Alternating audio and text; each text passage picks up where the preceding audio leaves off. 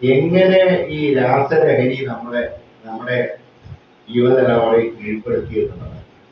ഇതിനെതിരെ ബോധവൽക്കരണം മാത്രം പോരാ, ശക്തമായിട്ടുള്ള നടപടികളുണ്ടായി. ഇങ്ങനെയുള്ള മാഫിയ ആര് നടത്തിയാൽ ഏതായാലും പാർട്ടി നോക്കേണ്ട ആവശ്യമില്ല.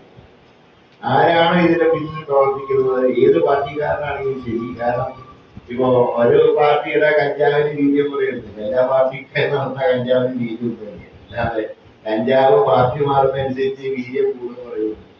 ആക്ഷൻ വേണം, അതാണ് വേണ്ടത്. അല്ലാതെ നമ്മൾ ഈ പ്രതിജ്ഞ എടുത്തിട്ടൊന്നും കാര്യമില്ല. ഞാൻ 2 വർഷം വളരെ എംപി ചെയ്യുന്ന കാലത്ത് അന്നേക്ക് പറയുമ്പോൾ ഇങ്ങനത്തെ കുഴപ്പങ്ങളൊന്നും അധികം റിപ്പോർട്ട് ചെയ്തിട്ടില്ല.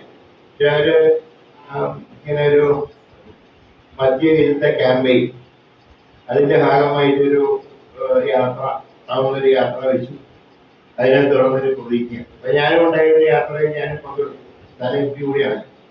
അപ്പൊ യാത്രയൊക്കെ കഴിഞ്ഞ് പ്രതിജ്ഞ എല്ലാം എടുത്ത് ഞാൻ നോക്കുമ്പോൾ എന്റെ മുന്നിൽ നിൽക്കുന്ന ഒരു 4-5 പേര് എനിക്കറിയാം. 6 മണി കഴിഞ്ഞ കാത്തിട്ടാണ്. അപ്പൊ അങ്ങനെയുള്ളവരെ വെച്ച് പ്രതിജ്ഞ ചെയ്താലൊന്നും ഇത് നിയന്ത്രിക്കാൻ പറ്റും. ഇതിന് ആക്ഷൻ തന്നെ വേണം. ഈ ആരൊക്കെയാണ് ഇതിന്റെ പിന്നിൽ പ്രവർത്തിക്കുന്നവരെ മതം നോക്കാതെ, പാർട്ടി നോക്കാതെ, ജാതി മതം നോക്കാതെ ശക്തമായിട്ട് നിലപാടെടുത്താൽ മാത്രമേ ഈ വിപത്തില്ലാതാവും. അല്ലെങ്കിൽ എല്ലാവരും ബാധിക്കും, നമ്മളെയൊക്കെ ബാധിക്കും. ഈ നോമ്പ് കാലത്ത് നമുക്ക് എടുക്കാനുള്ള പ്രതിജ്ഞ നമ്മളാൽ കഴിയുന്ന രീതിയിൽ ഇതിനെ ഇല്ലാതാക്കാൻ ശ്രമിക്കും.